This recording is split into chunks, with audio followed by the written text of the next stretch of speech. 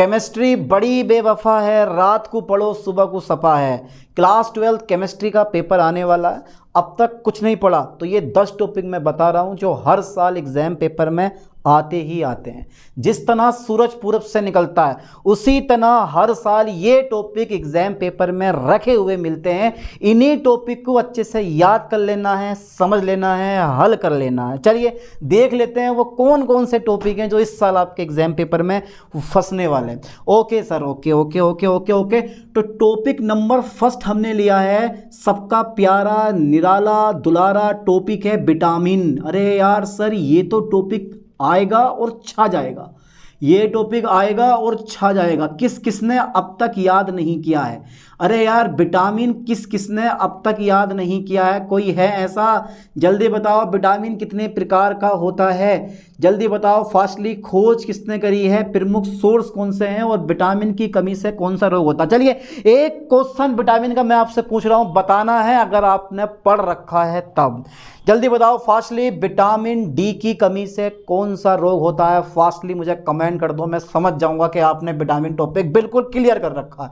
Okay, vitamin very very most important topic. आंधी टले तूफान टले पर मेरा भैया ये टॉपिक ना टले, ये आते ही आता है हर साल।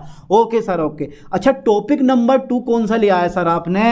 अरे यार टॉपिक नंबर 2 कौन सा लिया है? सेकंड बुक के 10 टॉपिक करवाऊंगा ऑर्गेनिक केमिस्ट्री के। अरे यार सिद्ध कीजिए कि ग्लूकोज में एक एल्डिहाइड समूह, एक कार्बोनिल समूह और 5 हाइड्रोक्सी समूह प्रेजेंट होते हैं। किस किसने रिएक्शन कर रखी हैं?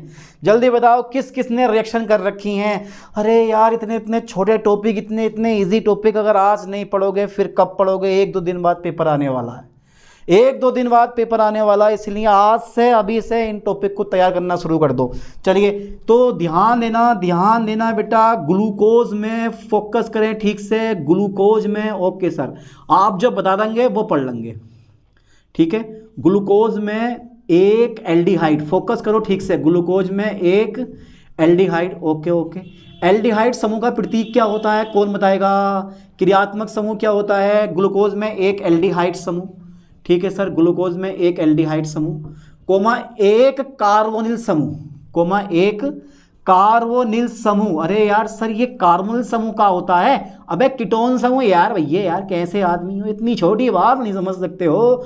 ग्लूकोज में एक एल्डिहाइड समूह, एक कार्बोनिल समूह तथा 5 हाइड्रोक्सी समूह होते हैं, ये आपको प्रूफ करना है। तथा 5 हाइड्रोक्सी समूह की उपस्थिति, हाइड्रोक्सी समूह की उपस्थिति, ठीक है। हाइड्रोक्सी समूह की उपस्थिति, क्वेश्चन बड़ा लग रहा होगा पर बेटा आता है। समूह की उपस्थिति, ये कार्बोहाइड्रेट है। ग्लूकोज में एक एल्डिहाइड समूह, एक कार्बोनिल समूह तथा 5 हाइड्रोक्सी समूह की उपस्थिति। भाई ये पढ़ लेना, उपस्थिति, ठीक है। और कुछ नहीं पढ़ रहा है इस चैप्टर से। कार्बोहाइड्रेट चैप्टर 10 है हमारा ये। तो विटामिन सबसे ज़्यादा मोस्टली, उसके बाद अगर विटामिन टला तो ग्लूकोज पढ़ा पेपर में, तो ग्लूकोज में एक एल्डिहाइड समूह, एक कार्बोनिल समूह तथा 5 हाइड्रोक्सी समूह की उपस्थिति, सबका पढ़ा हुआ टॉपिक है, सबका पढ़ा हुआ। चलिए नेक्स्ट टॉपिक की तरफ बढ़ता हूं मैं। आपने primary amine, secondary amine and tertiary amine कर, इंग्लिश नहीं आती, इंग्लिश नहीं आती, हिंदी आती है। हाँ मैं दिखाई दे रहा हूँ, बोर्ड दिखाई दे रहा है, ये लिखा हुआ दिखाई दे रहा है, सब कुछ दिखाई दे रहा है। ओके, प्राथमिक एमीन, द्वितीयक एमीन और तृतीयक एमीन में आपको अंतर बताना है।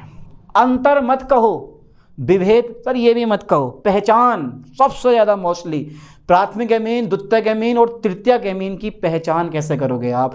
अरे हिंसबर्ग अभिकर्मक का फॉर्मूला आपको याद है? बस हिंसबर्ग अभिकर्मक ऊपर से उठा लिया और कर दो अंतर, यानी कि पहचान कर दो, ठीक है। सबसे ज़्यादा मोस्टली इंपोर्टेंट टॉपिक है प्राथमिक।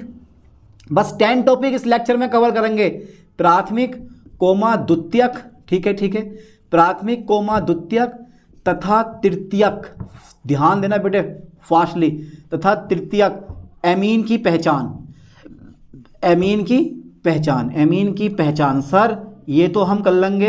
अरे सर आगे बता दो जल्दी जल्दी, बर्दाश्त ना हो रही। अरे बर्दाश्त को देख दो, पहले ये टॉपिक कवर करो, वेरी इंपॉर्टेंट। प्राथमिक, द्वितीयक तथा तृतीयक एमीन की पहचान कैसे करोगे? हाँ कर तो लेंगे, हम कर लेंगे, हाँ ज़बरदस्त तरीके से कर लेंगे।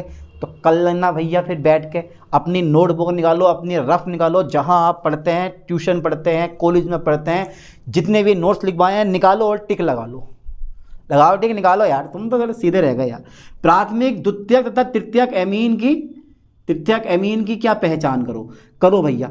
अच्छा, चौथा टॉपिक इसी यूनिट का मैंने, इसी चैप्टर का मैंने लिया है, एमीन चैप्टर का, और वो है कार्बिल एमीन अभिक्रिया। किसने पढ़ ली है? कार्बिल एमीन अभिक्रिया, कालो वाली रिएक्शन, कालो की अभिक्रिया, कार्बिल एमीन अभिक्रिया, कालो की अभिक्रिया। जल्दी बताओ, पढ़ रखी है? हाफमैन ब्रोमाइड अभिक्रिया। ज़्यादा टॉपिक मैं ले नहीं रहा हूँ, सिर्फ नॉर्मल टॉपिक ले रहा हूँ, ठीक है, ध्यान देना। प्राथमिक, द्वितीयक तथा तृतीयक एमीन की पहचान, और एक पढ़ लेना आप बेंजीन डाई एजोनियम क्लोराइड बनाने की विधि और कुछ रिएक्शन, ठीक है, ये आता पेपर में, benzene diazonium chloride, benzene diazonium chloride. अब आप सोच रहे होगे यार मैं पढ़ूँ क्या इसमें, पढ़ूँ क्या? अबे यार अपना मॉडल उठा के देख लो, वहाँ पर मिलेगा प्राथमिक, द्वितीयक तथा तृतीयक एमीन की पहचान कीजिए। तो हिंसबर्ग अभिकर्मक उठा लेना है और लगा देना है। हिंसबर्ग अभिकर्मक से आपके बस की बात नहीं है तो नाइट्रस अम्ल उठा लेना, क्योंकि प्राथमिक एमीन, द्वितीयक एमीन और तृतीयक एमीन हिंसवर्ग यानी कि नाइट्रस अम्ल के साथ अलग अलग प्रकार से क्रिया करते हैं और अलग अलग प्रकार के उत्पाद देते हैं। चलिए, तो बेंजीन डाई एजोनियम क्लोराइड कैसे बनाया जाता है? डाई एजोकरण अभिक्रिया याद करो और उसकी 3-4 केमिकल रिएक्शन याद कर लो, बस तुम्हारा काम हो जाएगा। बाकी कार्बिल एमीन अभिक्रिया, हाफमैन ब्रोमाइड अभिक्रिया, ये हाथों पर रटी होती है, रटवी हाथों पर ऐसे करके रटवी होती है। चलिए, 5वां टॉपिक लेते हैं, ज़्यादा बड़ा नहीं। देखो 5वां टॉपिक भैया सबसे ज़्यादा इंपॉर्टेंट टॉपिक, सबसे ज़्यादा इंपॉर्टेंट। बेंजल्डिहाइड का नाम सुना है आपने? जल्दी बताओ बेटा।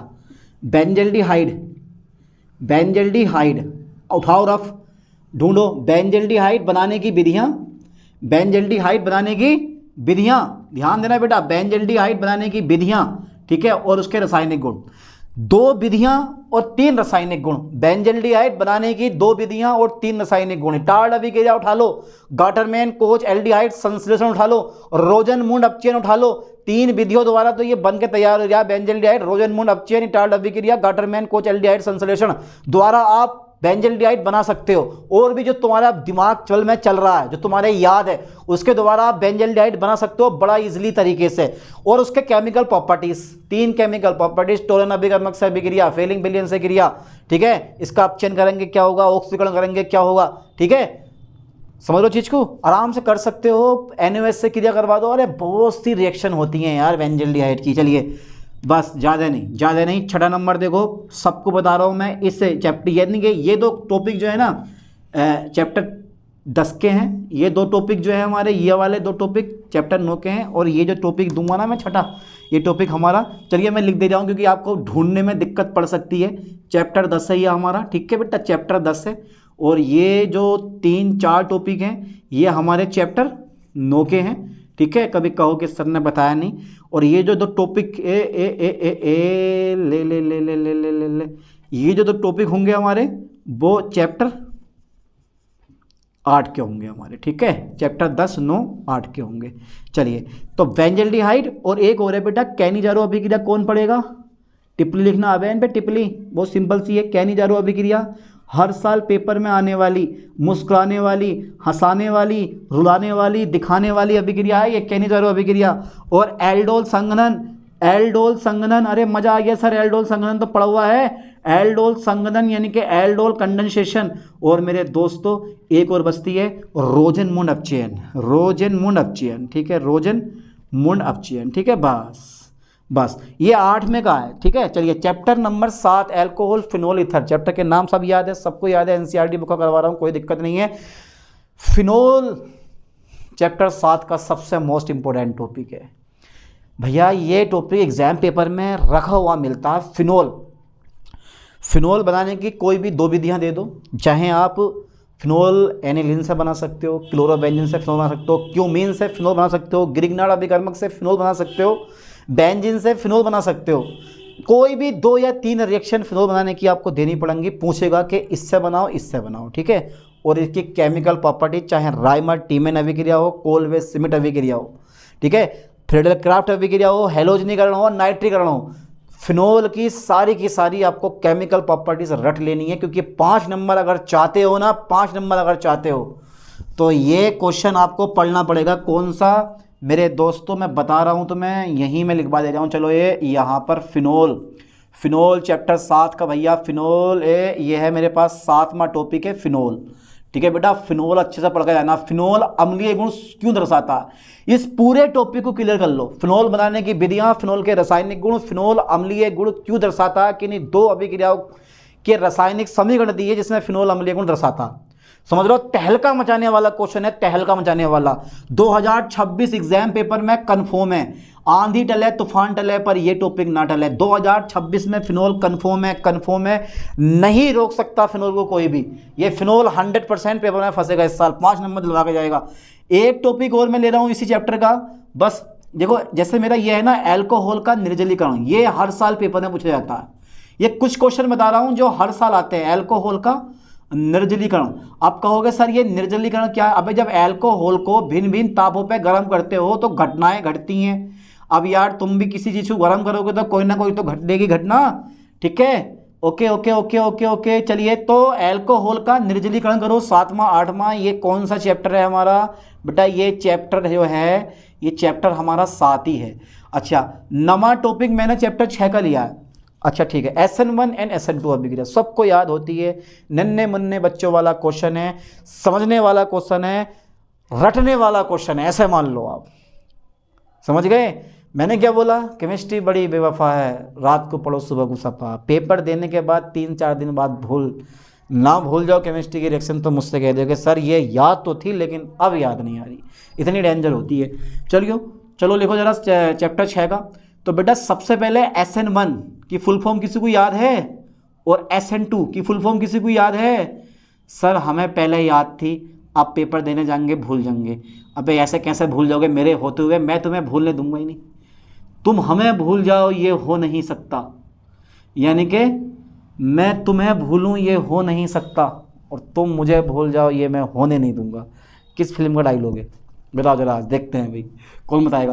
तो SN1 एंड SN2 अभिक्रिया, monomolecular nucleophilic substitution reaction and dimolecular nucleophilic substitution reaction. आराम से याद कर लोगे, ज़्यादा पढ़ना है, छोटा सा है। अच्छा, एक टॉपिक और है क्लोरोबेंजीन। क्लोरोबेंजीन, आए हाय क्लोरोबेंजीन। सर ये क्लोरोबेंजीन जो है ना, क्लोरोबेंजीन ये सर तहलका मचाता हर साल। वेरी वेरी इंपॉर्टेंट 2026 के लिए।